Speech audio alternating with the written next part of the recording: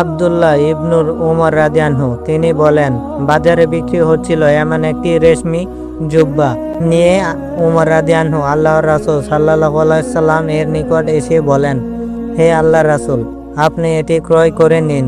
ঈদের সময় এবং প্রতিনিধি দলের সঙ্গে সাক্ষাতের সময় এটি দিয়ে নিজেকে সজ্জিত করবেন।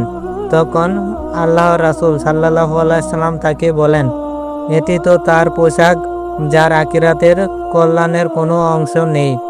এই ঘটনার পর উমর রাদিয়াল্লাহু যতদিন ইচ্ছা ততদিন অতিবাহিত করলেন। এতপর আল্লাহর রাসূল সাল্লাল্লাহু আলাইহি সাল্লাম তার নিকট একটি রেশমি জুব্বা পাঠালেন। উমর রাদিয়াল্লাহু তা গ্রহণ করেন এবং সেটি নিয়ে আল্লাহর রাসূল সাল্লাল্লাহু আলাইহি সাল্লাম এর নিকট এসে বলেন, হে আল্লাহর রাসূল, আপনি তো বলেছিলেন এটা তার পোশাক যার আখিরাতে কল্যাণের কোনো অংশ নেই, অথচ আপনি এই জুব্বা আমার নিকট পাঠিয়েছেন। তখন আল্লাহর রাসূল সাল্লাল্লাহু আলাইহি সাল্লাম তাকে বলেন, তুমি এটি বিক্রি করে দাও এবং বিক্রয়লব্য অর্থ দিয়ে তোমার প্রয়োজন পূরণ করো।